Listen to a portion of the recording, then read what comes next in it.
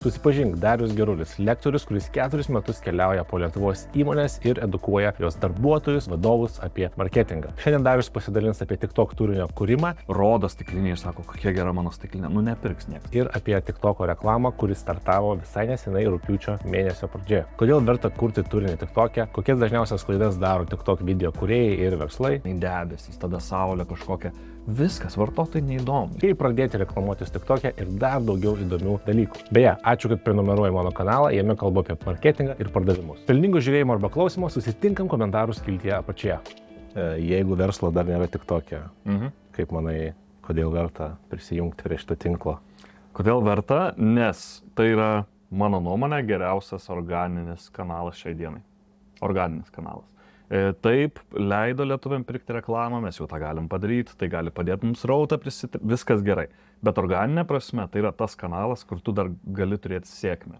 Tarkim, Facebook'e, yra labai daug AI, Jėzus iš agurkų pagamintas turinys, yra tragiškas turinys. Ir tas tragiškas turinys algoritmui patinka, nes žmonės sušoka, sulaikina, ir tiesiog išeina. Ir tiem kūrėjam tikriesiam, nėra tos nišos pasirodyti. TikTok'e tu gali, tikrai. Taip. Tiek aš matau, netgi dabar atsirandančių, prieš pusmetį tik tai pradėjusių kūrėjų, kurie pradeda pabiški brandylus daryti ir tada sukuria savo produktą. Čia labai šiaip įprasta yra. Susikurti auditoriją ir tada aš pardavinėsiu maikės, aš pardavinėsiu merčą, pardavinėsiu dar kažką ir pasidaryti e-komerciją. Tai lietuviškiam verslam yra ne tik tais, kad jau laikas ateit, mes Caption agentūros jau lygmenį TikTokus darom metus kokius laiko, tai čia yra jau pavėluotas traukinys, jeigu dabar nėra. Verslų tenais. Tai TikTokas skiriasi tuo, kad tu tenais gali organiškai pasiekti daugiau žmonių. Oi, čia tik tais pats pirmas dalykas yra jų. Gerai, kuo dar skiriasi IG ir Facebook? Pirmas yra žiauriai simple dalykas - telefonai. Tiesiog telefonas. Kaip aš sakau, žmonėm, kad paprašiau suprasti, kodėl jie gali būti TikTok ar ne, nes vis tiek yra ir kam nepatinka ta platforma, bet tai yra tas pats, kas YouTube'as. YouTube'ą žiūri visi. Paklaus gatvėj bet kokiam žmogaus, ar tu žiūri YouTube'ą. Sakys, nežinos gal platformos, bet sakys, jo, aš įsijungiu per internetą kažkokį video, pasižiūriu. Tai šitoj vietoj TikTokas yra visiškai tas pats, tik mes pasukam ekraną. Ir ten atsiranda, jeigu prieš 3-4 metus mes galėjom turėti šokius, mes galėjom turėti visokius viral things, dabar atsiranda kontentas nuo iki. Nuo B2B, selling, marketing, ten tools, hackathons ir taip toliau, iki visiškai softinio, mental health turinio, muzikos turinio, nišinio turinio. Ir čia atsiranda prekės ženklai, bet jiem reikia atsirasti labai protingai, apie tai šiandien ir pabandysiu papasakoti. Gerai. TikTokas nebuvo visą laiką tokia vieta, kaip tu dabar pasakai? Ne, tikrai ne. Kur buvo pradžia ir kas dabar yra? Nežinau, ar suklysiu su metais ar ne, bet jeigu neklystu, 20 metais buvo, Kinija išleido Douyin, jeigu teisingai sakau pavadinimą, tai yra TikToko toks pirmoji versija, ir jinai iš tikrųjų buvo viralui, šokiam, entertainmentui, kaip iš tikrųjų ir liko iš šią dieną, tai pramoga, ne? Bet labai didžiulis sėkmingas judesys TikToko kūrėjų, tokioj karjeroj, sakykime, yra platformos Musical.ly nusipirkimas. Nes yra platforma Musical.ly, kur tiesiog žmonės gali ir savo turinį kelti, ir pasimti esamą muziką, ir taip sujungia, ir atsirado tas muzikalus TikTokas. Taip nuo kokių 2021. Pradžiai buvo viral things. Tiesiog viral things. Šoka žmonės, užsipila kibirą ant galvos, taip toliau, visi tie dalykai. Tada atsirado nišos. Book talkas, pavyzdžiui, car talk, mašinų talkas, music talk. Paplėtok biškite. Nišos. Kiek teko būti renginį, kurį patys TikTok organizavo, čia prieš 3 kokias savaitės, jie sakė, kad mūsų regione, kur Lietuva yra priskiriama, tai yra EU5, mes turim daugiau negu 10 000 bendruomenių, kurios kiekviena iš jų turi po kokį 2 milijonus laikų per video. Ką tai reiškia? Sakykime, mental health niša, kurioj mūsų jau rinkoje egzistuoja, kažkas apie tai jau kalba, nebūtinai ten lietuviškai, gali būti angliškai, ir paprasčiausiai žmonės toj nišoj, vienoj nišoj gyvena. Sakykime, BookTalkas, labai lengva paaiškinti. Knygas turbūt mėgsti skaityti, nes matau, kad knygos padėtos. Ja, labai mėgstu turėti ir skaityti. Ir turėti ir labiau turėti. Čia lentynos užsipildymas yra smagu, žinai, bet TikTok'e puikiai platforma apie tai kalbėti. Žmonės paskaito knygą, įkelia savo nuomonę, kažkas padaro reply, nes tu gali atsakinėti vaizdo formatu, kas daug ką duoda, ar ne. Tai tiesiog atsiranda niša ir kaip kūrėjai jau ateina ne šiaip būti TikToko kūrėjais, kad aš noriu TikTok'e būti populiarus, bet tu ateini kaip TikToko knygų turinio kūrėjas. Ir tavo visi mimai, visi ten stičai, duetai, viskas eina tik tais apie tai. Ten nerodai, kad sportuoji, nes taip pat tik buktokas, žinai, taip pat tik tais tas. Tada, pavyzdžiui, sportokas, koks nors coacheris, ten atletas, taip toliau, nu ką, jisai kels, kaip jis kilnoja, vėl kita auditorija, žinai. Tai labai daug yra tų tokių nišų, kur kiti tinklai nesugeba to duoti. Facebookas, geriausia, ką tu gali turėti, yra grupės, bet grupėse irgi, žinai, žmonės tagina everyone, paspaus nuorodą arba... Kas čia per bairis? Aš nesupratau, aš ateinu vieną rytą ar vakarą, nežinau, everyone. Ir čia yra kas ten?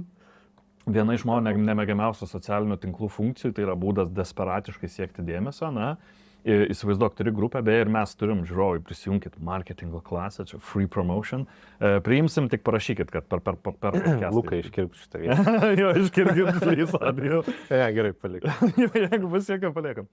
Jo, mintis paprasta, tu grupiai postinė ir iš tikrųjų nepamato visi. Tikrai nepamato visi. Taip. Pamato pusę, pamato trečdalis auditorijas, bet kai tu uždedi, jeigu yra tas funkcionalumas įjungtas nustatymuose, kai tu uždedi everyone, visiems išsiunčia notificationą. Ir tai yra toks desperatiškas būdas iš grupės bandyti gauti dėmesį, tu žinai, postinį, ten nelaikina, nekomentuoja, postina, įdėti everyone, kad tik tais gautų pranešimą. Tai mes labai agentūrai, nemėgstam, labai kreivai žiūrime tokias desperatiškas technikas, žinai, kur tik tais, please, duok man dėmesio. Yra tekę matyti dar baisą, visai čia ne apie TikToką, bet labai baisą Facebooko grupę, kur žmonės visiškai išjungia bet kokią galimybę žmonėm postinti. Listen again. Facebooko grupė, kur yra skirta kaip bendravimo įrankis Community Growing, jos owneriai išjungia galimybę bet kam kitam postinti, tik tais jiem, kad jie papostintų akciją. -40. Siaubinga. O kam būtų tokia grupė iš vis? Tai nebūt. Nebūt, bet žmonės ateina su false promise. Pamato ant coverio, koks nors, žinai, sėdi žiūrėkit, iš viso. Meta aptarnauja 3,5 milijardo žmonių. Pusę planetos, ne? Administruoja kokią 10 000 darbuotojų geriausiu atveju. Spėkit, kiek ten ko patikrina. Nepatikrina. TikTokas šitoj vietoj turi puikius AI algoritmus, kurie atpažįsta blogą turinį. Nes jau kad Facebook'e tu išeini su blogu turiniu, tai be klausimo, jį mato, jeigu žmonės pakankamai kartų paspaus pareport, gal panaikins, bet dažniausiai tiesiog nenaikina. Tai TikTok'e bent jau tas turinys yra toks, oresnis, apie tas bendruomenės, apie iš tikro tas temas. Tu šiek tiek čia ir paminėjai tą TikToko kultūrą, tai yra tie nišiniai BookTok ir panašiai. Yra įdomu meat talk, tipo mėsos tokas. Tikrai yra. Nebejoju, 100% tikrai nebejoju, nes yra mitybos visokių TikTokų yra per akis. Okay. Kaip pagaut, kas ten darosi, kas vyksta, ką verta pačiam daryti, ar geriau nelysti iš vis ten? Labai, labai geras klausimas, ar geriau jo nelysti iš vis, kad nepasidaryti cringe, ne? Turbūt klausytojai žino tą žodį, tą svetimą gėdą. Kalbant apie kultūrą, labai turiu per aplinkui pereiti, ar ne? Gal iš kur atėjo žmonės, nes labai svarbu, kokie žmonės atėjo į tą platformą ir kurie pradėjo. Jeigu klausytojai žino, buvo Vine. Žinai, buvo Vine. 7 sekundės ten man. Exactly. Trumpi video, kur iš esmės Vine'as labai daug sugeneravo YouTube'o mymų, labai daug po to perpostintų Instagram'e mymų, Facebook'e mymų. Ir ten atsirado tas toks sausas, biški ciniškas, biški toks ironiškas skonis humoro, ne? Kur visi nufilmuoja kažką labai keisto, kur galbūt tuo metu atrodė dar keisčiau, dabar TikTok atsidarai ir nieko nebėra keista, bet tipo atsidarai ir ten žmogus ten save kaip nors keistai nufilmuoja ir tu žiūri, oh my god, o ten 7 sekundės. Ir labai greitai, kai tik tais atsirado TikTokas, Vine'as praktiškai iškart pradėjo mažėti, nes žmonės pradėjo migruoti dėl turinio, dėl to, kad daugiau. Plus Vine'as galiausiai iš viso kažkada užsidarė, kas buvo internetui žiauriai didžiulis smūgis. Ir atėjo tokia auditorija, kuri gali biški priminti Lietuvos Freds auditoriją. Nežinau, ar buvai Lietuvos Freds? Buvau, bet nieko negaliu pasakyti, nes buvau gal 20 minučių. 20 minučių? Kodėl tik tais 20 minučių? Kaip ten sako, nepriejo rankos. Nepriejo rankos. Aš buvau kokią gal savaitėlę. Pabuvau, pamačiau, kad labai susirinko tokia labai kandi, labai anti-work, anti-life, anti-banks. Bet čia skamba kaip Twitterio tas atitikmuo. Yra to pojūčio. Tyčiasi vieni iš kitų ten daro reklamą, vieni iš kitų ten... Žiauriai panašiai, tik tai make it Lithuania. Padaryk lietuviškai, su lietuviškais labai ciniškais parašymais. Lietuviai komentarus labai piktus rašo ir TikToką labai piktus rašo. Čia aš sakau, jeigu bet kas kuria, žinokit, pradėsit kurti TikToką, LinkedIną nesvarbu, tikrai gausit bent vieną blogą komentarą, nes lietuviai tokie yra. Aš negavau. Negavai dar ne kartą? Gal nematei? Jeigu skaitysi blogą komentarą, net neatsimenu, kas ten buvo, bet tipo pakomentavo, kad, aš sakiau, kad Coca-Cola 2014 skyrė ten 3,5 milijardo, o 2014 ten 5 milijardus marketingui. Ir kažkas pakomentavo, kad, žinai, o tai tipo infliacijos nebuvo, dar kažko nebuvo. Sakau, nu tai gerai, viskas tvarko, bet vis tiek daugiau skyrė, tipo ir viskas. Tai čia blogiausias mano komentaras, kokie aš esu gavęs. Oi, tavo auditorija, reiškia, tikrai tave mėgsta, tai auditorija, ačiū Jums, kad Jūs gerbėte savo hostą. Visko būna, žmogus pasipostina, komentuoja apie veidą, komentuoja apie iškalbą tavo, apie tavo judėjimą, tiesiog bullying internete. Aš to būtent tikėjausi, bet aš kai pradėjau kurti, aš nieks nekomentuoju, nes pas mane, pakankamai faktai yra, žinai, aš ten nenuomonės kažkokias, tiesiog reikia daryti tą, bus rezultatas toks. Aš galvoju, aš irgi neturėčiau komentuoti, gerai, ir ačiū. Bet žmonės suranda. Yra tekę, kodėl taip lengvai kalbu apie tai, nes tiesiog savo paties komunikaciją sugavęs. Tik tokia esam gavę komentarų, kur kaip atrodo veidas, dar kažkas. Bet ir jis validės. Tiesiog žmonės komentuoja, turbūt svarbiausia yra nešokti į tą komentarą. Grįžtant prie kultūros, nuo kurios pradėjom. Pirmas dalykas, kurio negalit nedaryti, jeigu norit sėkmės TikTok'e, tai yra negalit jo nežiūrėti. Nėra įmanoma, ne karto nebus platformai sukurti gero TikTok'o. Tai yra neįmanoma. Tu, pavyzdžiui, Instagramui adsą gali sukurti gerą, gyvenime nebuvęs Instagram'e. Jeigu kitose platformose sugebi suprasti, kas yra reklama, kaip tai atrodo, kad yra gražu, estetiška, kokybiška, ne?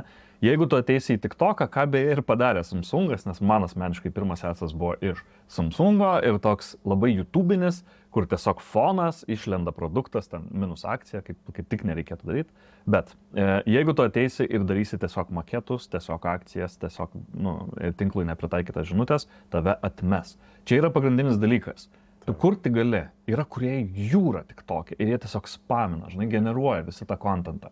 Bet jeigu tas kontentas tiesiog primityviai žmonėm nerezonuos, nepatiks, netitiks tos kultūros, jie niekada neengagins. Dėl to tas turinys ir būna su 0 laikų, žinai, su 0 komentarų. Nes žmogus atsidaro tą TikToką ir akivaizdžiai mato, čia netinka, čia nėra tas vaibas. Jeigu paklaustumėt mano kolegės Vaivos, kurią aš jau ne pirmą kartą TikToko temoj miniu, nes pas mus caption, reiškia kolegė Vaiva dizainerė, kuri įsitraukė labai daug į TikTokus, duok jai padaryti apie bet kokio kliento, bet kokią juokingą, pardaviminį, prasmingą, mokomą į bet kokį kontentą, jinai tą padarys, nebūtinai 10-kuje, bet kultūrinė prasme tai atitiks. Visą laiką tu žiūri tą TikToką ir matai, Vaiva žino, Vaiva knows, there's a deep secret. Dabar dėl tų paslapčių. Turim suprasti, Gen Z, nes realiai tai yra jiem priklausantis tinklas, kind of. Millennialai biškiai jau praranda savo galę TikTok'e ir ateina Gen A su savo Giat ir visais kitais dalykais. Teko girdėti Giat? Dabar daug TikTok'e yra šitų, kur tėtis ir tipo dukra. Skibidai. Jis ir tuos visus ir jau ją vardina. Tai čia apie tai. Taip, tai yra apie visą slengą ir netgi, kad suprastų žiūrovai, jeigu millennialai jau tokia biški atsargusi technologija, žinai, užaugusi technologija, sako, gal čia nebūtinai viskas labai gerai. Gal mes ten turim paribot, prasmingai leisti laiką, žinai, tuose tinkluose, kurie mane augino, neparinos kažkas tokio. Tai Gen Z ir Gen A visą tai atmeta. Jie atmeta LinkedIną, jie atmeta visą tą komunikaciją, visą tai nepatinka. Iš to ir atsiranda TikToko tonas.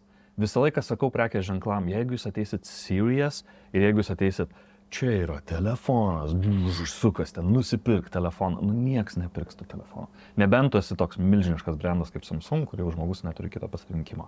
Tai pirma pamoka dėl kultūros, jeigu ateinate į TikToką ir norite tenai sėkmės, patys pažiūrėkit, įsijunkit 5 minutėm į dieną. Neįmanoma.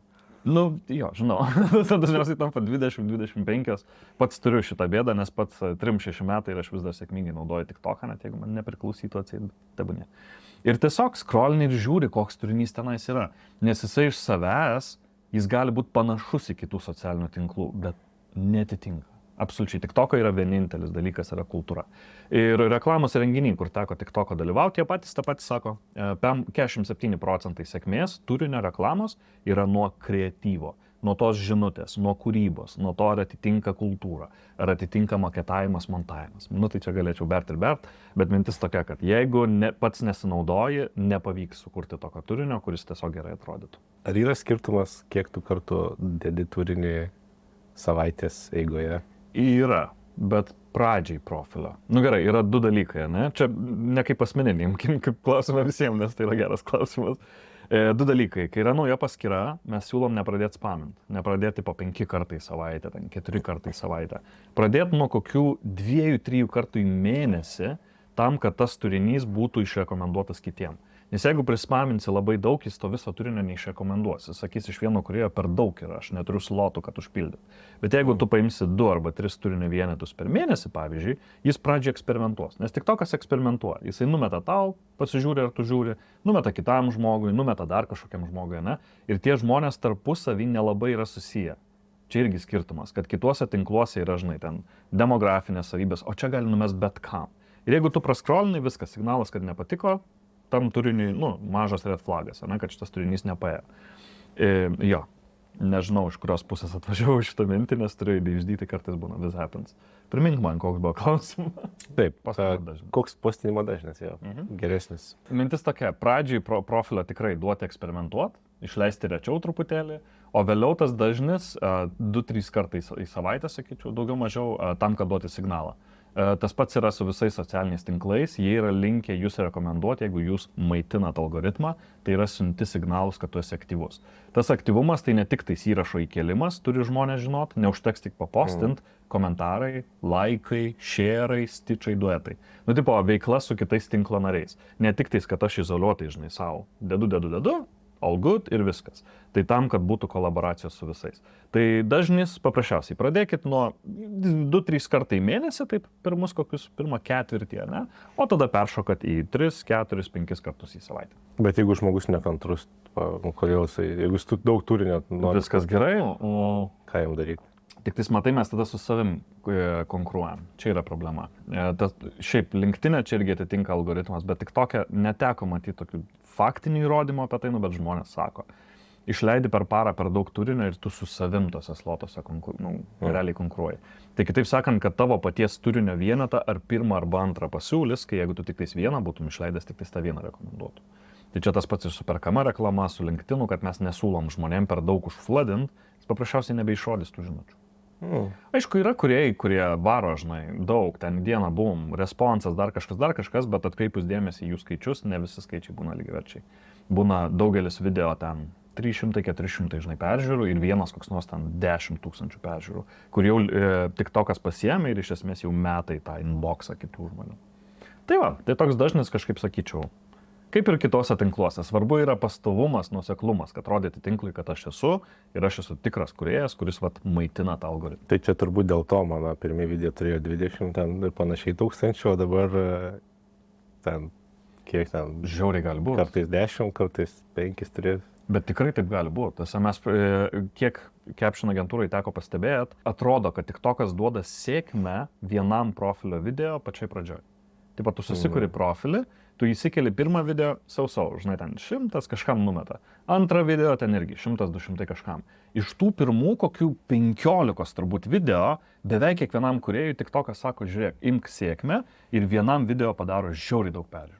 Čia toks keistas faktas yra, bet kiek bent jau matau su ir Caption agentūros turiniu ir su išoriai kiek skaitau, tai that seems to be the case, kad kiekvienam parodo tą sėkmę. Tai pradžioje to matomai padarė sėkmę, o dabar sako, jegu nori, toliau sėkmės dirbk, atitik standartus.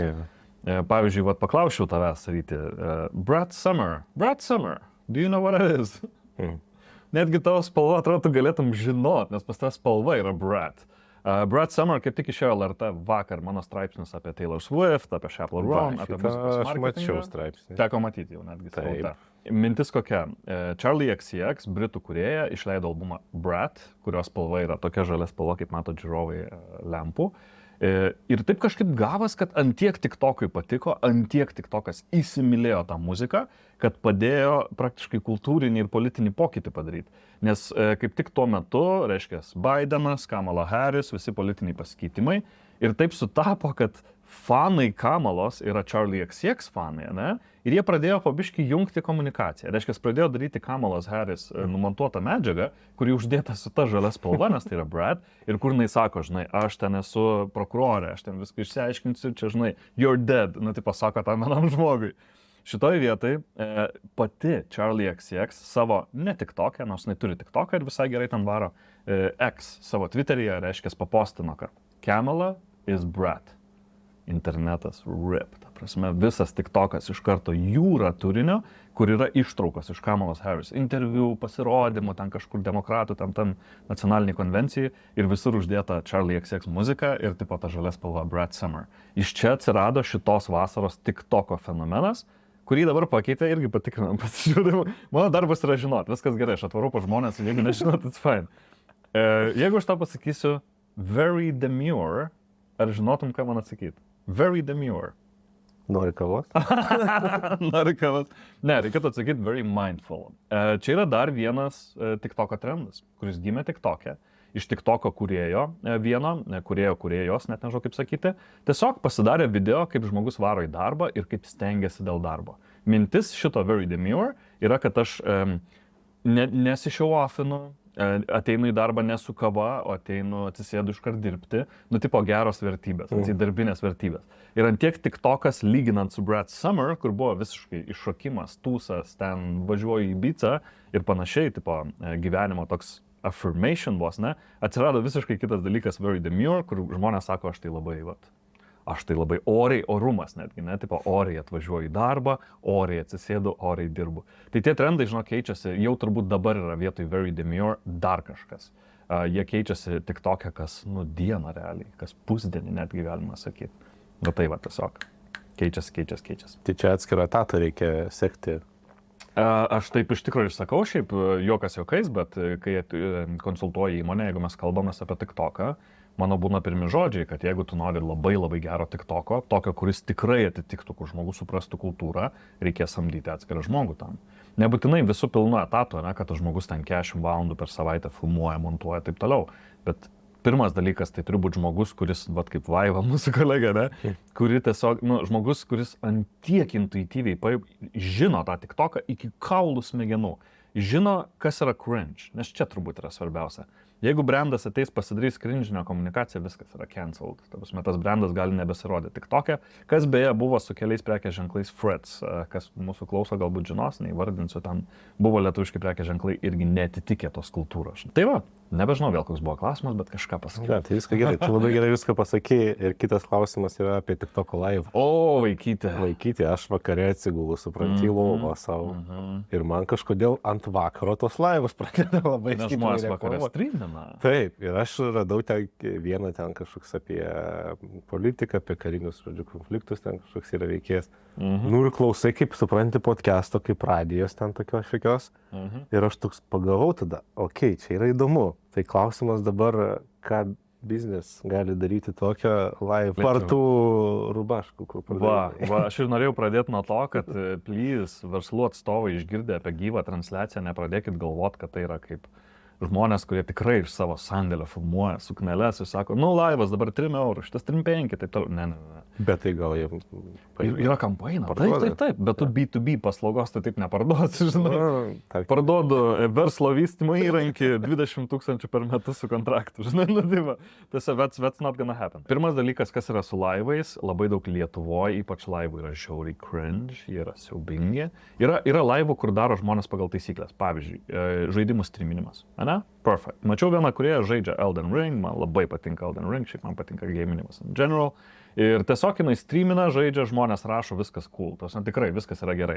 Tada atsidarai kitą laivą, kur sėdi prie užstalę žmonės iš kaimo vietovės galimai ir tiesiog transliuoja tokį buitinį baliuką ir ten, žinai, žmonės rėkauja, kažkas nusiverčia. Yra tekę matyti tokių siaubingų transliacijų. Kitas pavyzdys, kaip ir tu mini, yra tie pokalbiai apie tebūnie apie karą, apie politinę situaciją, bet ten irgi išgirsti, kad žmonės tokie biški neadekvatai truputėlį. Tai prisipažinsiu, Lietuvoje laivo kokybiško, tik tais kelis esu matęs, kurie atitinka tą pasaulinį standartą. Verslas, jeigu nori čia ateiti, pirmas dalykas turi kurti vertę žiūrovai. Jeigu tiesiog ateis ir pasakos, mano stalas yra toksai, kaip buvo netgi visa televizija reklamom, kur ateina žiedą, rodo, sukasi, skambink dabar, žinai. Tai jeigu taip pat ateina vartotojas prekės ženklas į TikToką, rodo stiklinį ir sako, kokia gera mano stiklinė, nepirks nieks. Bet jeigu kurs turinį, kaip ta stiklinė juokingai upiai plaukia, Čia, pavyzdžiui, kaip Ančiukas buvo, ar ne? Arba kaip Duolingo pradės įžeidinėti savo sekėjus, bet tai veikia Duolingo. Tai yra tų visokiausių kelių. Tik tiek vat svarbu, verslas, prašau išgirskite, neikit ir nedarykit tiesioginio promo, ypač ne reklamai. Jeigu tai yra reklama, dar atleisiu, bet apie reklamą irgi pasikalbėsim. Bet jeigu daro turinį, prašau, kurkite tokį turinį, kuris neatrodytų kaip reklama. That's the point. Sukurti taip, kad atrodytų kaip žmogaus nufilmuota, nesumontuota, nepadaryta per daug sudėtingai. Tai tas pats laivas irgi. Jis turėtų būti paprastas, bet straight to the point ir kurti vertę, kad žiūrovai būtų įdomu. Ką tai reiškia? Pasikviesti pašnekovą. Tarkim. Aš dabar galvoju, techniškai mes galėjom pasileisti tik toko laivą. Jo, bet laive, žinai, būna, pamatai kokį, šiaip, jeigu kūrėjai nori daryti laivą, reikia labai stiprų raumenį, savęs išlaikymą užsiauginti, nes kai gauni gyvų metų komentarus kažkokius apie ten išvaizdą, apie turinį ir taip toliau, o internetas yra kupinas tų komentarų, paprasčiausiai gali tiesiog išsimušti, jeigu nesi pakankamai stiprus psichologiškai, ne? Kodėl apie tai kalbu, nes yra buvę pačiam, kad esu gal biškį ir failų padaręs ankstesniai karjerai, ten vedžiau konferenciją, gal leptelėjau kokį nebūtinai korektišką dalyką, ne? Bet žmonės, kai ateina ir kai jau tave suvalgo, tai, tikrai pajauti ir pergalvoji, kad ar aš čia gerai padariau ar ne. Tai kurie, jeigu nori daryti laivus, labai didžiulė, milžiniška tikimybė, kad ateis žmonės neadekvatus, troliai, kaip mes juos vadinam, dar jeigu pilnatis dar baisiau, pradės rašyti nesąmonės ir jūsų darbas yra psichologiškai atstovėti. Tiesiog pasižiūrėti ir sakyti, jo, arba daryti kaip Taylor Swift ir padaryti iš to negatyvaus komentarą dar savo kažkokį storytellingą ir kažkokį positive spin, uždėti, kad dar save parodyti kaip truputį gudresnė, ne? Kad tu heitini, bet aš iš tavo heito pasidarau savo kažkokią positive auginančią komunikaciją. Tai laivai šiaip yra smagu, aš norėčiau, kad žmonės daugiau darytų, bet reikės drąsos, reikia psichologiškai atstovėti komentarus ir reikia kažką vertingo pasakyti. Nes jeigu gyvai sėdėsit ir tiesiog rodysit, čia yra mano laptopas, please nusipirk laptopą. Aš mačiau, kad žmonės tiesiog žiūri ekraną ir tiek, tyliai. Čia iš vis tiesa, tai kam tada tą laivą daryti? Esu šiaip labai keistų matęs. Yra, pavyzdžiui, fake laivai, nežinau, koks tikslas tą daryti, matomai, sekėjų gal susirinkti. Reiškia, streaminama kažkokia kamera, kuri yra miške ir ją tiesiog rodo. Ir tai yra pateikiama kaip laivas, tai yra lygtis tas horror talk, tipo siaubo talkas, kad atseit laukia ten įtampa, čia kažkoks išlys vaiduoklis, žinai, ar kažkas. Tai žmonės visokiausių trikų padaro ir kol kas dar tik tokia, būna, kad nepagauna tokių dalykų ir metai nepagauna, bet vis tiek. Tai va, tai dėl laivų darykit, bet labai atsargiai, nes tikrai nenoriu, kad pasidarytumėt gėdos, brangus mūsų klausytojai. Aš mačiau, kaip kiaušinė lupa tą žalę laivę. But why? O kažką kalbėjo fone, ar tiesiog? Neatsivedu, ar kalbėjo, bet... O tu matei tų tokių merginų, kur to SMR-us tos daro, kur ten belia kokius ten įsidažysios, žodžiu. Šiaip SMR-as labai... Ir aš galvoju, palauk, o kiek? Ne, aš nesakau, kad čia blogai. Aš tiesiog užėjau ir taip klausau gerai. Ir žiūriu, gerai, labai vis laik įdomu, kiek žmonių žiūri, ar aš čia vienas toksai, ar ne. Ir taip 7,000. Ai, gerai, čia kažkas į temą. Kuo? Apskritai, SMR-as, tas aš labai džiaugiuosi, kad jisai perėjo į TikToką, tik tiek, kad galėtų daug kūrėjų neabusint, kaip čia pasakyti, per daug neišnaudoto kampo kitiem tikslam. Pats tikrai klausau vienos ASMR artist, jau kokie 12 metų turbūt. Jinai buvo viena iš pirmųjų, Olivia Kisper, net jeigu jinai turi tokių pasibuvo ten reputacijų, biški problemų ir taip toliau, bet jos įrašai yra, aišku, jie YouTube yra, jinai TikToką nebekelia jų dabar, žiauriai gerai veikia, prieš miegą pasileidė, truputėlį nuramina, tai jeigu jūsų mintis važiuoja taip pat greitai kaip mano prieš miegą, įsijunkit kartais ASMR. Kas yra blogai, kai tas ASMR tampa, kai po juo tampa kažkas blogo padėta, ne? Kai tu matai, kad tai yra content ferma, beje, ar žinai, kas yra content fermos? Turinio fermos? Jo, turinio fermos, žinau kaip skamba, Orwellas 1984, bet kind of taip yra. Papasakok man. Turime Azijoje iš esmės, nes, Amerikoje šiek tiek yra, bet čia toks labiau Azijos yra dalykas, Korėjos ypač, kur labai yra pop žvaigždžių auginimo, didžiulė konkurencija, kultūra. Labai paprastai yra pastatas, kuriame taip kaip office yra cubicles sudėti tie mūsų kambariukai, tai yra sudėti turinio kūrimo kambariukai. Visi labai kuo įdomiau apsirengę, kuo įdomiau kalba, kuo labiau patraukti dėmesį, bet yra milžiniška konkurencija, nes ten tie žmonės kaip influenceriai, sakykim, priklauso tai TikToko bendruomeniai, tarkim 100 koks kūrėjo, ne? Ir pas juos tiesiog algą geresnę gauna tas, kuris daugiau suengagina, tai jie taip, žinai, desperatiškai ir bando. kas ten gražiau atrodyt, kuo labiau skirtingą make-upą pasidaryti, kuo labiau ten skirtingai kalbėti, tik tais tam, kad gautų dėmesį.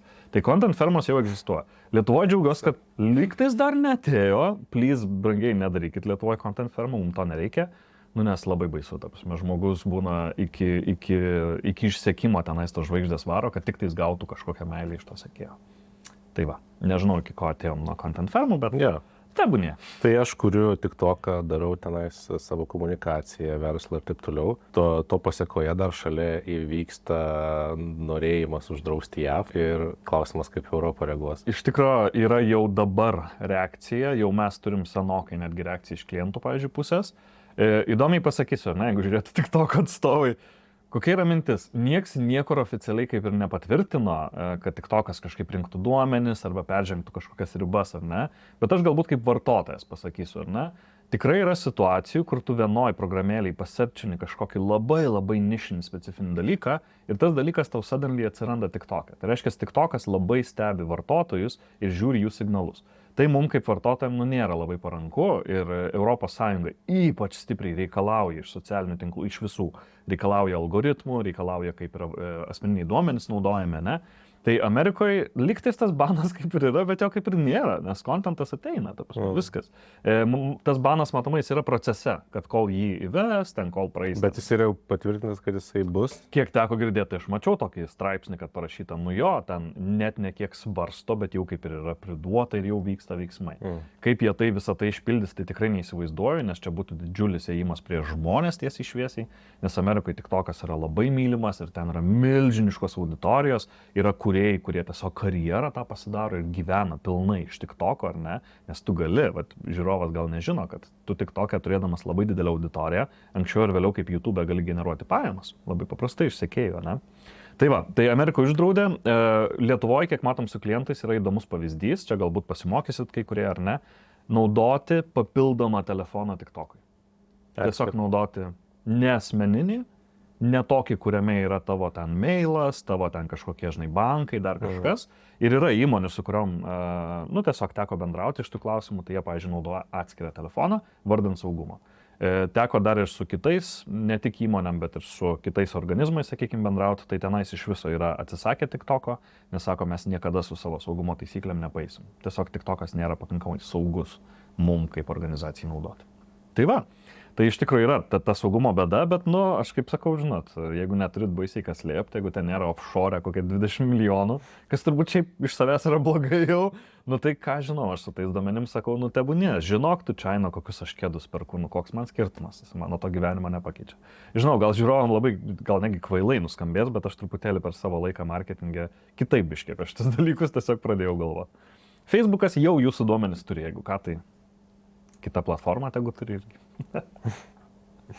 Techniškai, čia kai tas GDPR'as įsivedė, aš atsimenu, visi ten jau tik tais gaudavo laišką, e-mailą, jūs pažeidžiat mano ten privatumą, nepaisant to, kad jau tu senai davei tas, ten prieš seniau buvo viskas. Taip, vartotojai, ir aš visada sakau, please, brangiai, išgirskite šitą dalyką.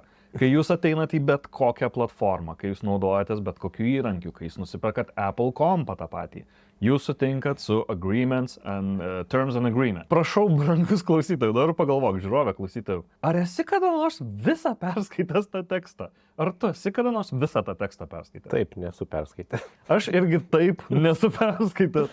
Mes ganėtinai aklai sutinkam su tom taisyklėm, ne? Taip. Bet tose taisyklėse ir yra parašyta, kad jeigu tu, kaip turinio kūrėjas, netitiksi mūsų standartų, mūsų vertybių to, mes ten turim teisę daryti tą. Netgi tas duomenų paėmimas, jis yra parašytas taisyklėse. Mes tik paspaudžiam accept, nes žmonės, nenori paskirto papildomo laiko pasidomėti. Tai aš nevaidinsiu, kad esu žmogus, kuris paskiria laiko pasidomėti, aš bent jau domiuosi kūrėjais, kurie kalba apie tai, kurie bent jau yra perskaitę tos kontraktus ir sako, žiūrėk, ar tu žinojai, kad, pavyzdžiui, su Adobe pasirašai sutartį ir tu automatiškai jų AI-ui maitini savo turinį, pavyzdžiui, ne? Kas iš karto yra menininkui didžiulis šūvis, ne, jo autentiškumą. Tai va, tai iš saugumo pusės, iš banų pusės kalbant, tikrai, manau, Lietuvoje irgi ateis tas klausimas nes manau, kad pradės norėti truputėlį pakontroliuoti, koks ten yra turinys, o tenais visokio tikrai yra turinio, tikrai rastų prie ko prisikabinti. Ypač kai Lietuvoje turim tą įstatymą paauglių apsaugos, tai tiesiog yra labai daug būdų, kur tik tokia sakytų, tas netinka, tas netinka, tas netinka. Turbūt tik tais laiko klausimas. Tikiuosi, kad tie, kurie kontroliuos, bus draugiški ir kad netims iš mūsų smagumo bent jau. Tu labai įdomiai pasakoji ir nemažai informacijos jausmas, kad turi. Klausimas tau, kur dar galima paklausyti artimiausiu metu? Oi, labai geras klausimas. Turėsim šią savaitę, ketvirtadienį, tai pasakysiu čia rugpjūčio 29 dieną, kad žmonės žiūrėtų, galbūt jau klausys po to, bet jeigu ką bus TikToko mūsų atviri mokymai su Miglė Vildžiūnaitė iš LF by HTTP Pool, arba atvirkščiai, nesu tikras kaip pasakyti. Bet šiaip geriausia žmonėm, kad sektų mane LinkedIn'e. Labai būna keista, kai žmonės mane Instagram'e pradeda sekti arba Facebook'e. Aš sakau jam, čia yra mano draugai, čia yra mano asmeninis gyvenimas. Tai nelyskite mano asmeninę erdvę, bet LinkedIn'e drąsiai dažnai dalinuosi video turiniu ir mūsų TikTok'as ir aišku mūsų YouTube'as. Plus Facebook'e marketingo klasė. Visą laiką tikrai pakviečiu ten. Mes ten turim tokią labiau marketingistų bendruomenę, kur žmonės nededa, žinai, kaip būna grupėse, prašau užpildyti bakalauro klausimus, nededa ten ieškau darbo, mes taip labiau praktiškai. Tai atšauk mano kvietimą tada. Jeigu nėra jo, jeigu negalima skelbimų dėti. Mes ten saviškius kartais leidžiam, bet mano tokia politika tai grupiai, kad stengtis kuo labiau vertinga. O kiek ten jau yra liaudės? 200. Ir visi yra, žodžiu, aukšto rango specialistai. Aš labai tikiuosi, kad mūsų auditorija yra aukšto rango specialistai. Aš taip juos matau. Aš čia faktą. Bet yra nuo iki. Tiesiog yra marketingo projektų vadovai, yra freelanceriai, yra negi kolegos, tai yra kiti, kurie daro tą patį, nelektoriauja panašiai. Taip, mačiau jūsų Denu2 komanda organizuoja Social Media Manager Day. Taip, organizuojam Social Media Managers Day jau 3 kartą, bus spalio 2 dieną Kompensoj ir tenai skaitau pranešimą.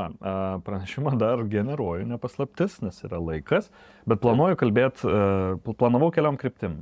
Viena kryptis tai buvo, kad lengvi laikai pagimdo blogus projektų vadovus. Čia iš esmės yra kritika įmonėm, pas kurias lankausi tam tikrą prasme, nes labai dažnai matau atvažiavęs, kad įgūdžių yra, žinių gali būti, bet nėra noro dirbti, nėra noro stengtis, kažkaip padaryti daugiau, ne?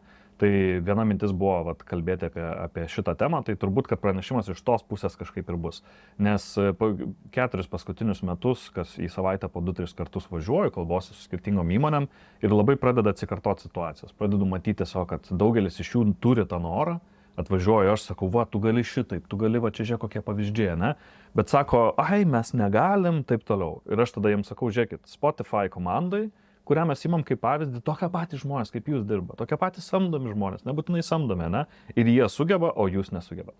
Tai pabandysiu truputį draugiškai paprotinti auditoriją ir pasidalinti Social Media Managers Day šių metų, būtent pranešimu apie tai, kaip geriau dirbti.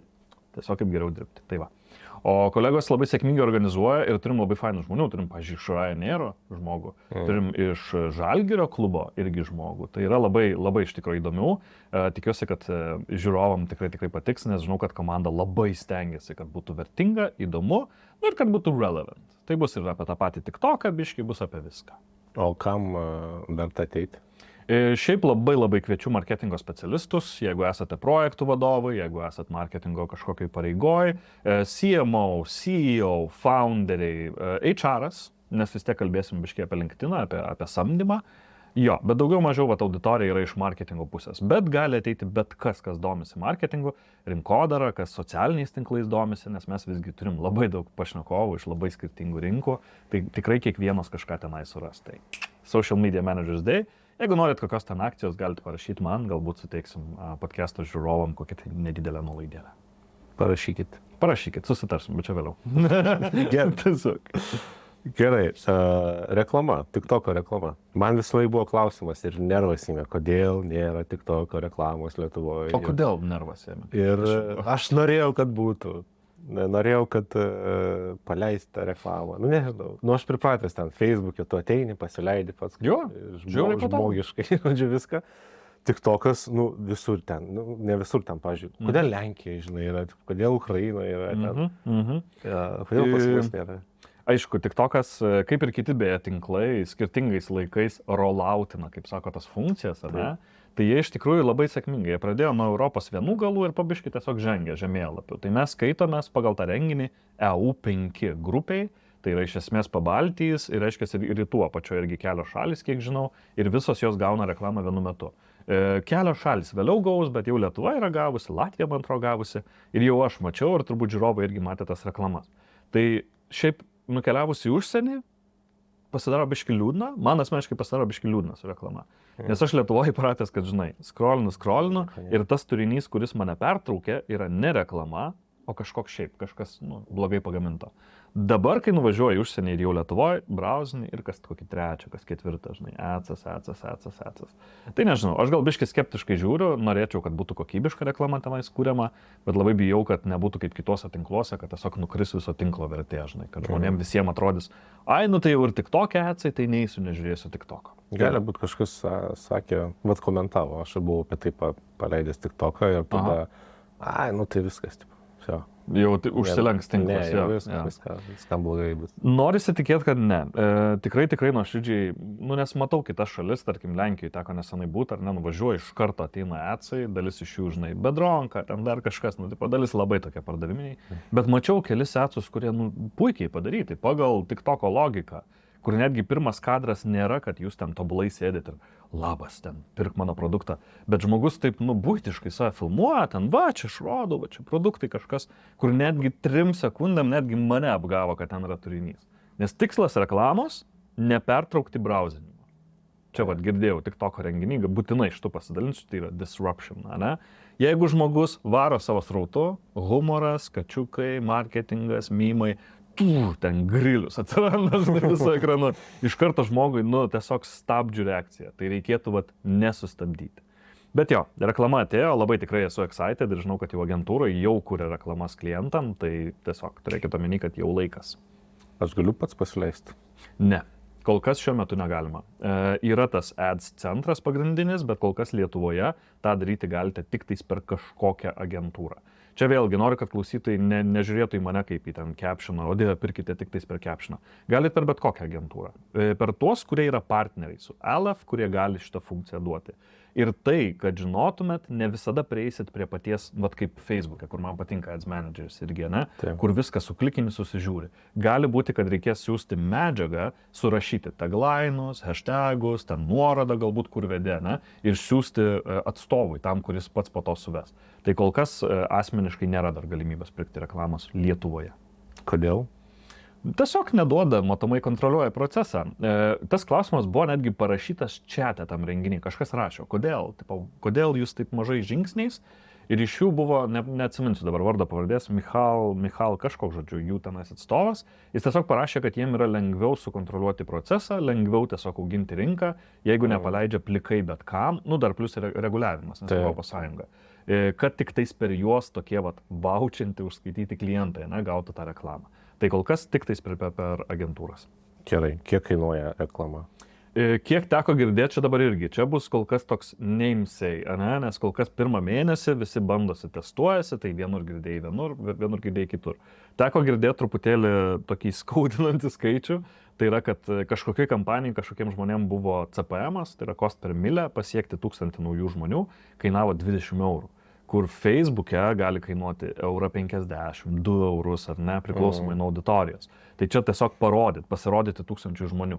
Ir šiai dienai mane tai labai nustebino. Bet ką reikia žinot, TikTokas kol kas Lietuvai neduoda visų tikslų. Nes tu gali reklamai pirkti visus tikslus, ne? Lietuva dar neturi. Lietuva turi konversijas, tai yra vesti, shoppingas, vesti į kažkokią prekę. Turi, iš esmės website visits, tai yra landing pages kažkur nuvesti. Ir turi tokias promo pardaviminės. Brand awareness kol kas nėra. Nėra. Tokio kaip brand awareness kol kas nėra. O lydsai yra, man atrodo. Kaip? Lydsai yra. Šiaip apie lydsus, nežinau, labai daug kas net nėra iš viso girdėję, man labai keista būna, atvažiuoju į įmonę. O žinot, kad jūs galite kontaktą pasimti žmogaus už pinigus? Jis sako, aha. Aš esu YouTube'e, pasižiūrėkit, sukūręs video Facebook'e, kaip pasižiūrėti lyds reklamą. Aš pavadinau, žinai, lengviausias būdas generuoti klientus nuo Facebook lyds reklamą, tau nereikia nei webo, nieko. Ir taip tiesos yra, nes klausytojai žiūrovai gal nežino, kad tas lydsas tai yra forma. Tu parašai, kad va, aš tokią paslaugą teikiu, tu užsipildyk man parašyk, ne? Ir tik tokia tas pats veikia. Tai čia B2B ypač atveju tai yra labai vertinga, nes tu gauni to žmogaus kontaktą. Netgi teko su lycais gal Facebookiniai dalykai, buvau projektų vadovas agentūrai, jau pačioj Caption prieš ten 5 su viršum metų, tai darydavau tos lycus, žiauriai gerai. Tu klientai tiesiog sąrašą pateiki, va, tie žmonės parodė tą interest, iš esmės, parodė tą norą, kad aš esu galbūt pasiruošęs pirkti arba aš galvočiau apie pirkimą, ne? Ir viskas, tu reiškia, pardavėjų komandai nusintai tos kontaktus, jiems tai lieka suskambinti ir parduoti. Čia aišku irgi darbas yra, tai kad žinotumėte, jeigu tik lycų surinko, tai to neužtenka, reikia paskambinti. Taip, reikia paskambinti. Ir mokėti parduoti. Kuo greičiau. Taip, kuo greičiau. Ar turi kažkokios informacijos apie lietuviškus nuo TikToko reklamos? Tu matei jų kažkiek? Mačiau tik tai Samsungo ir mačiau, kas dabar ten buvo, koks buvo prekės ženklas. Tiesiog unboxingo video, turbūt, kad Ikea gal, bet nepatikėčiau, kad Ikea, nes Ikeos tokios labai būna estetinės vertės dažnai, tokios jaukios reklamos. Ten buvo tiesiog žmogus, nufilmuota kaip user-generated content, tai nufilmuota, kad vartotojas sėdi kažką daro. Ir dėl to ir pradėjau žiūrėti, netgi išsisaugau lygtais kažkur. Tiesiog, kad pradžiai kaip žmogus. Labas, aš ten Janina, čia va aš pakuoju, va žiūrėk, kaip fainai, taip toliau, ir tu žiūri, kad čia yra adsas. Nes atkreipkite dėmesį žiūrovai, kaip šiaip atskirti adsą. Parašyta, tai yra langelis, geltona žymė ir parašyta ad. Tai kartais neapsigaukit, nes yra tikrai vartotojai, kur gal nebūtinai tiek įgūdė internete ir jie gali atsiversti ir galvoti, kad jiems čia yra kontentas, žinai. Tai va, tai kiek teko matyti, kol kas Samsungas rodė, tokia, nežinau, man tai labai jau tokia basic ten. Kaip YouTube, žinai, gale, kur būna prerolas 5 sekundžių, kur tiesiog plynas fonas, gražiai, dinamiškai atsiranda produktas ir ten nuoroda pirk. Tai man toks jau žemiausias vertės yra šita reklama, aš labai jų nemėgstu, bet tokiam kaip Samsungui, kai esi toks didžiulis, turi tokį product equity vadinamą, tai yra tokia vertė, tokį prekinės ženklą ir žinomumą, tai jiem tai to užtenka. Tiesiog įsikelia. Okay, nes aš norėjau paklausti, kokio tipo, žinai, galbūt video daugiausia kažkokių pardavimų generuoja, bet tikėtina, kad informacijos dar nelabai. Lietuvoje kol kas ne, bet Amerikoje žinau, nes tiesiog skaičiau, domėjausi, ne, visą informaciją turiu. Gerai. Tiesiog ten vieno žmogaus straipsnį radau LinkedIn'e, dabar labai mielai pasakyčiau dėl originalų šaltinio, bet tiesiog nepamenu. Reiškia, jinai tiesiog surinko adsus, kurie jos nuomonė yra geri, blogi ir ieškojo kodėl. Ir labai aiškiai pasimatė. Vienas, kaip man patiko, koks awesome adsas. Reiškia, kaip yra green screenas, yra green costume. Tipo, tu gali užsidėti ant viso kūno žalios spalvos. Žiūrovai, jeigu nežino, kino industrijai, kaip fone su CGI vadinamu kažkokį sukuria foną, tai už žmogaus filmuoja žaliai, nes yra lengviausia iškirpti tą žalią spalvą.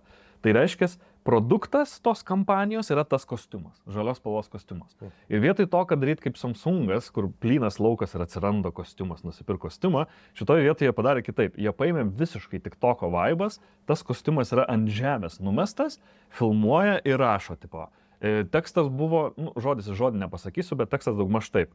Kadangi aš skambinos dažnai su savo darbo kolegom per Zoomą ir mano antra pusė dažnai vaikšto fone, nupirkau, kad užsidėtų ir kad nesimatytų.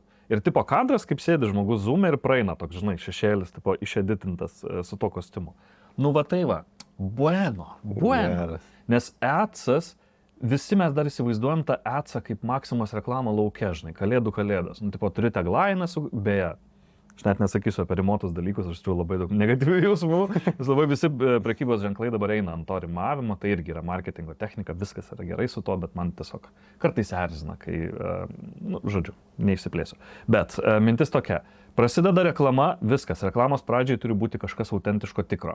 Kiti brandai, buvo vienas laikrodžių brandas, neatsiminsiu pavadinimo, ir buvo berods Target, Amerikos, reiškia, parduotuvių prekės tinklas, kur tu iš pirmo kadro matai, kad yra susteidžinta. Iš toli filmuojamas žmogus, tobulas kadras, ten, žinai, debesis, tada saulė kažkokia. Viskas, vartotojai neįdomu. Jis jaučiasi kaip kino teatre per, pradžią, žinai, kur rodo, tipo reklamas. Tai šitoje vietoje, kiek teko matyti labai sėkmingų kampanijų pavyzdžių, tenais pirmas dalykas atitinka TikToko kultūrą, antras dalykas yra buitiška. Yra va tai va, su telefonu, ne su studija, ne su šviesom. Pasimt kuo paprasčiau, kuo labiau kažkaip kreivai save nufilmuot ir žmonėms tada patinka. Netgi šiandien dar mačiau TikToką, kur juokiasi kūrėjas, sako, negaliu patikėti, kad didžiųjų korporacijų marketingo komandose sėdi dabar, kaip sako, TikTok girlies ir tipo daro, žinai, TikToko strategiją, kur tenais sukarpyti tik tais memeable kažkokie momentai iš interviu, pavyzdžiui, arba produkto pristatymo ir iš to pasidaro komunikacija. Nu tai čia ačiū tiem Gen Z ir tiem kuriem, kad jie bent jau padaro mano darbą įdomų ir padaro tą visą mūsų reklamos rinką bent jau įdomesnę, negu kad maketas. Nedėkit tų maketų į TikToką, nereikia. Gerai. Mes galim pažiūrėti, aš nusiskryninau TikToko šitų Interesting. TikToko reklamų vakar žiūrėjau ir ieškojau specialiai. Aha, jo, kauta. Chef's Kids. Fantastika.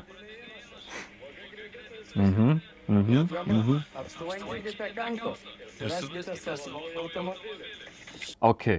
Liuks, mano gyva reakcija. Žiauriai patinka, pasakysiu iškart kodėl. Mes netgi su kolegom, TikTokę turim, siuntinėjomės vieni kitiem, kai randam kažkokį, žinai, fainą, cool.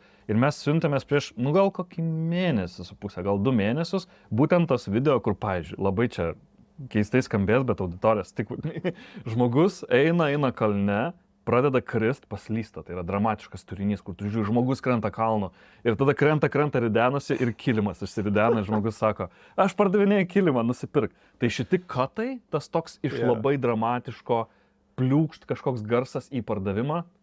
Kauto tikrai galiu tik tais pliusą parašyti, patinka. Aš Darmėjo, man atrodo, daro šitos. Irgi. Darmėjo yra pafollowinęs mane. Visų pirma. Ir daug tokių jie pridaręs, tai čiužiniais ten tokių, kur, kaip Kauto dabar žiūrėjom, tai tas pats principas buvo. Toks žiūri, juokas įma. Žiauriai gerai, supraskit paprastai, tas žmogus, kuris jiem pasiūlė padaryti arba padarė, matė tuos kitus TikTokus. Mes kažką simuliuojam, ne, kažkokį matytą. Nu gerai, žiūrim kitą. Skycopas, jo.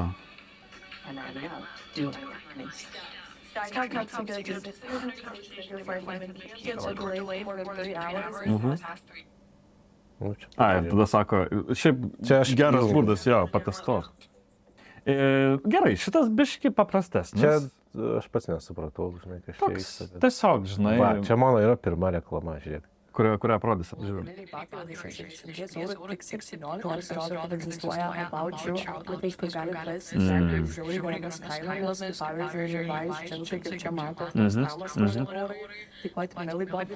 Ir atsiekdėmėsi, žinai, Tiny Mic, nes tai yra TikToko dalykas, paprastas sėdėjimas, buitinis fonas, nes turim čia kas, nežinau, mikrobangė, čia tipo kažkas, žinai, su kodu. Tik tais gal bėda yra, kai kertasi, kas yra influencerio turinys, kas yra reklama, žinai.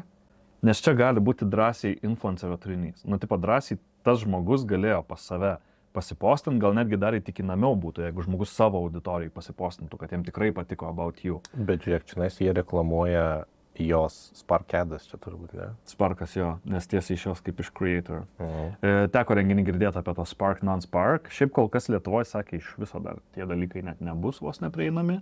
Nu, tipo skirstimas Sparkas į non-Sparką, kol kas. Kiek bent jau buvau užsirašęs, tai nežinau.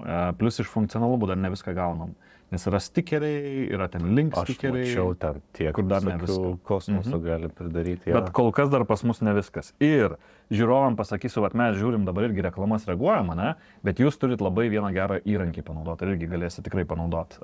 TikTok Creative Center. Tai yra jų pačių saitas, kuriame yra hashtagai, raktažodžiai, video, temos. Ir tai ne tik pasauliui, bet ir Lietuvai. Lietuvai ne viską rodo, bet rodo, pavyzdžiui, garsus, kurie trendina, iškart galim pasimti turinį. Hashtagus, kurie trendina, pavyzdžiui, Mbappé. Buvo labai praeitą savaitę, top hashtagas Lietuvoje buvo Mbappé. Tiesiog, žmonės kuria apie tai turinį, ne? Apie, reiškia, futbolininką, suprantu, nes su sportas nėra. For the number one. Nu, vat, atspėjau, tai jeigu ką, prašau neiškirpti, kur nežinau, kad tai yra futbolininkas.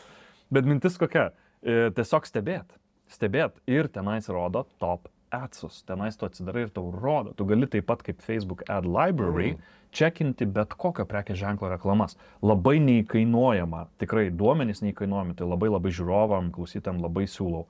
TikTok Creative Center. Įsiveskit, pabrausinkit, nieko nesugadinsit, tiesiog paspaudinėkit, o mes žiūrim toliau. Iš kur žinai, kad daugiau yra?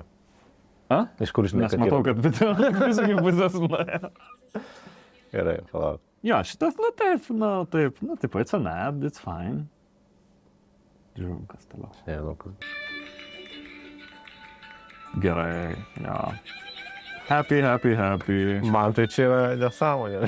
Nu, bet 8,000, kurie palaikino, sako, kad I like it. Jo, bet Tai aš žinai, mes- žiūrėjau ir aš taip žiūriu, kelis kartus prasukau, ką. Bet iš tikrųjų šitą, pildykui duosiu bonusą, apskritai jie visada labai stengiasi atitikti ir Frece buvo, ir visur buvo, viskas yra gerai, bet tą patį mymą su tuo kačiuku šokančiu, ne, jį pirmą kartą mačiau turbūt prieš kokius metus su pusę. Tai jau, kai tokį elementą pernaudoji per daug kartų, jis biškai praranda tą vertę, ne.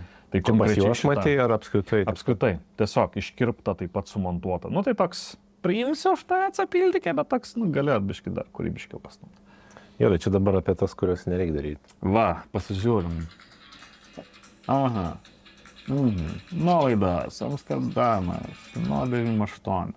Air Balticas, reiškia, tiesiai nuveda pas save į keliones ir tada gali pasimti pasiūlymą. Ok, kodėl tau atrodo, kad čia yra blogai? Aš nesakau, čia blogai. Siūly, kad liktis blogai? Ai, gerai. Čia atsisukti žmonės gali. Taip. Čia. Taip, čia yra negi. Todėl, kad yra ta tiesioginė reklama, kurią tu pasakai, kad Jo. vertėtų vengti tokios Bet žinai, banerinė. Va, taip. įsivaizduok kelionėse, gerai, aš esu matęs tas ir matėm irgi kitą variantą, ne, ką tu gali su kelionėm daryti. Gali pasimti žmogų, tas žmogus ten vietoj kažkur vaikšto, filmuojasi, sako, va, aš su šita ten avialinija ar kažko nukeliavau. Čia dar. Šitą aš priemu, nes jisai nėra kaip Samsungo, nėra toks statiškas, jame kažkas keičiasi. Žinai, tu matai tos vaizdus iš šalių. Tie vaizdai iš šalių galėtų galbūt plačiau būti matomi, nes tai nėra Facebookas, nereikėtų tų didžiulių remelių turėti, tų didžiulių tekstų. Tai šiaip toks irgi 50-50. Pats pamatyčiau galbūt būtinai iki galo, gal ir nežiūrėčiau, nes suprasčiau iškart, kad yra atsas, bet ar jisai iškomunikuoja? Iškomunikuoja. Yeah. Taip, kažkaip. Pažiūrim, ką dar turiu. O... Gaidelis. Wow. Puikiai, 10 iš 10. Kodėl, brangiai, aš duodu Gaideliui 10 iš 10? Taip, man labai įdomu. Dėl to, kad jų vaibo pajautimas, kas Lietuvoje tinka, yra impeccable. Tiesiog yra tobulas žinojimas. Netgi, nežinau, kiek žiūrovai matys to, ką mes matome, ne, bet netgi matant ekrane šrifto pasirinkimą. Taip kaip yra, netgi čia pat, ne, šrifto pasirinkimas, kaip žmogus atrodo, kokios yra spalvos. Šiaip aš jų rebrandą žiūriu žiauriai pozityviai, jie man atrodo labai gerus darbus daro, ten kokius metus, 2 metus panašiai, nes visur stengiasi pristaikyti. Merčas, pavyzdžiui, su jų gražiais atvaizdais, ne, tai aš tik tais matau kaip dar vieną gerą pavyzdį. Kas irgi yra fainai, taip tai yra reklama, tu matai žmonės, bet yra labai teisingai parodytas, kur net aš žodžiais net nebandysiu įvardinti, bet I think about it all the time. Iš esmės aš kiekvieną dieną galvoju apie lietuvius ir kuo jie gyvena. Tai yra toks, pabandysiu įvardinti, ne? Jaunas, tas žmogus tikrai yra jaunas, tai yra Gen Z. Gen Z, žmogus gal dar baisiai, šiek tiek ciniškas, bet baisiai nesugadintas gyvenimo, dar toks orus, tipo kažkaip yra to tikėjimo, žinai, kad viskas čia visur bus gerai. Ir tas žmogus pateikiamas labai urban situacijose, bet filmuojamas yra vintažu. Šitas Lietuvoje yra žiauriai populiaru. Ta prasme, jeigu atkreiptum dėmesį dabar kokios nuotraukos prekės ženklų trendina, ne? Daug kas trendina ne tai, kad kur žmogus yra pasadintas prie sienos, bet kur jis yra veiksme ir viskas turi tokį beveik kaip music artist, beveik toks kaip street tipo, tas filtras toks uždėtas retro beveik, žinai. Tai labai Gaidelis pataiko šitoje vietoje, Gaidelį rašau 10 iš 10, man tikrai labai patinka šitas. Plius, žinai, turbūt, kai paspaudi ten sausainių tiesiogiai nenusipirksi. Ir tiesiog pasižiūrėk, tiesiog, liuksas. Ir tie spalviniai efektai, autentiškai tikrai atrodo, neatrodo nukopijuota, su pirštukais padaryta, žinai, jaučias personal touch, tai tikrai man Gaidelio žiauriai geras variantas. Ir kinas, ne?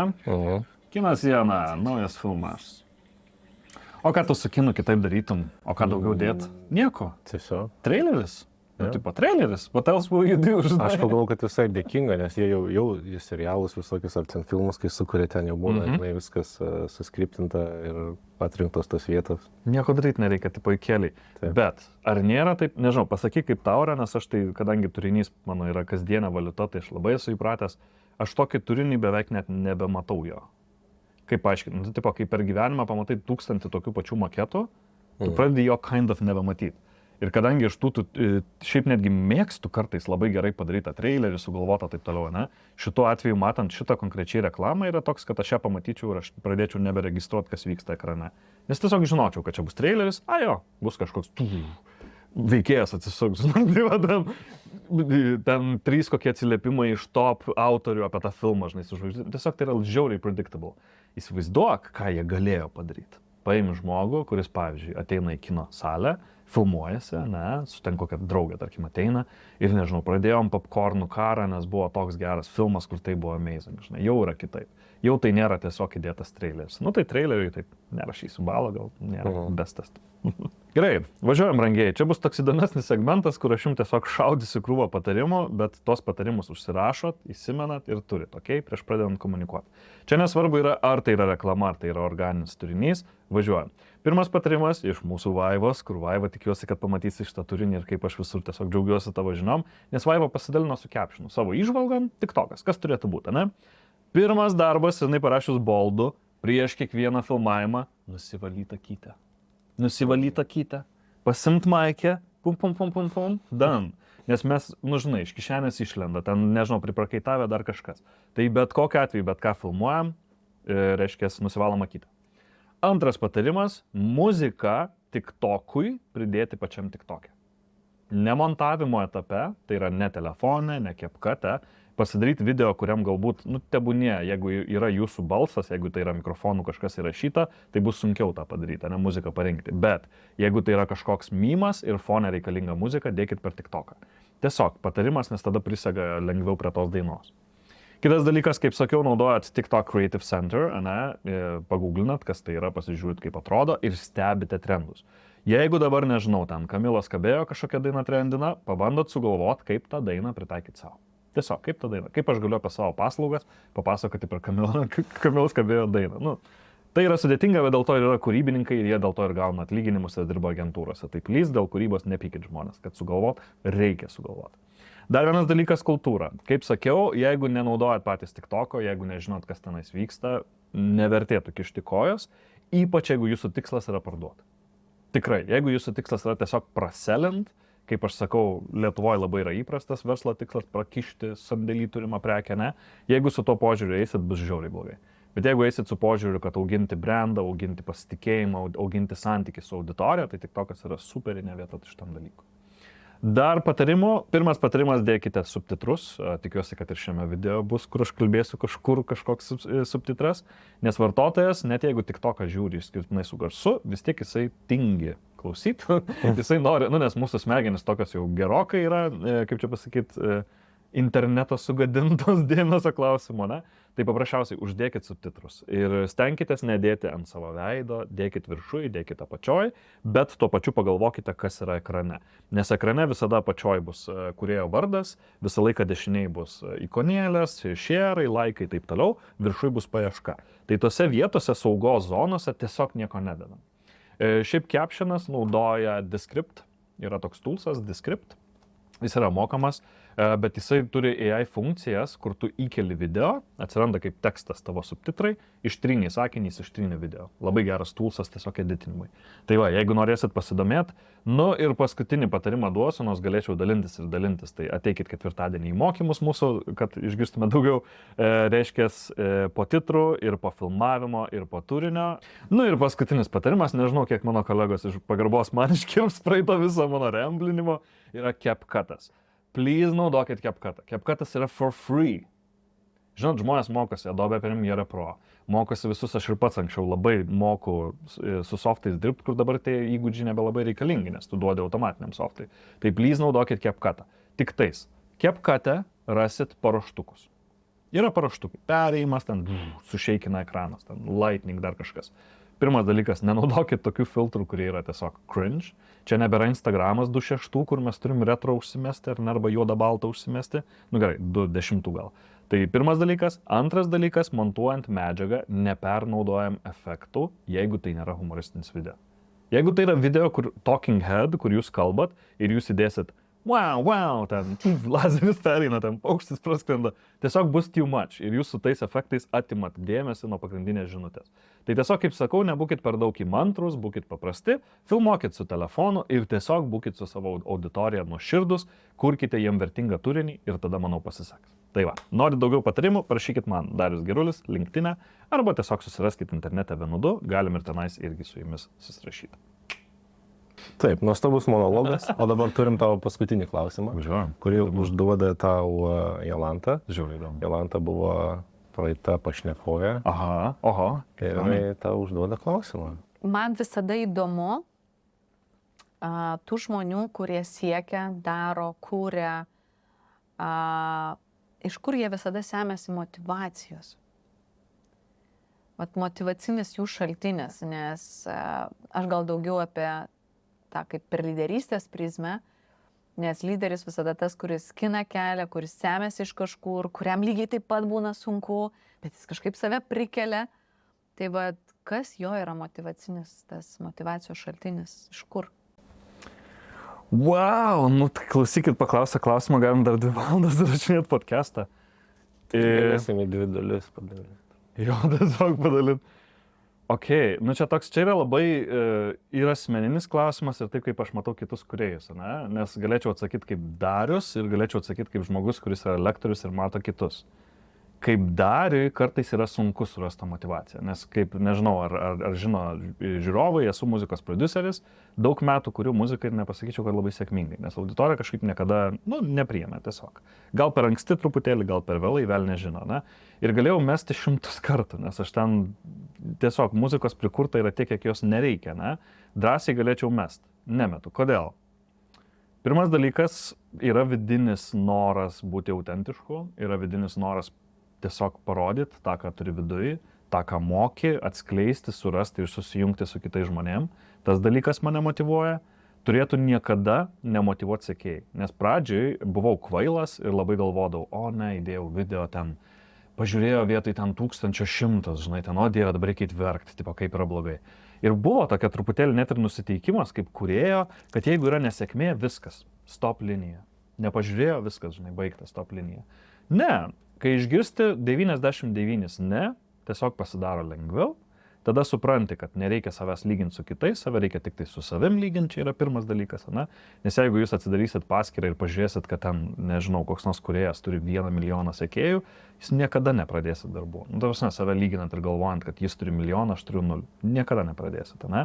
Bet bent jau mano atveju tai ateina iš vidaus. Tai tikrai ateina, kaip aš sakau, man muzika yra, jinai labiau ne aš ją sukuriu, o aš tiesiog ją transliuoju, jinai kažkaip ateina ir aš tiesiog atsisėdu ir gaunas, nes kad jūs žinote, aš neturiu formalaus ten muzikinio išsilavinimo ar kažko, ar ne, bet tiesiog gaunasi. Tai tas pats ir čia, kaip kūrėjas, tikrai rašau kartais postus ir žinau, kad čia cringe, čia nieko gero, žinai, ir kartais paleidi ir tai paleidi tą rezultatą, bet kita dalis kartais išleidi ir žiūri, kad wow, atskleidžiau save autentiškai, žmogus surezonavo, žmogui patiko. Tai taip labai labai ilgą atsakymą uždarant. Pagrindinė motyvacija, bent jau man asmeniškai kaip žmogui, ateina tiesiog iš vidaus, aš kaip kūrėjas tiesiog negaliu sustoti, čia yra man.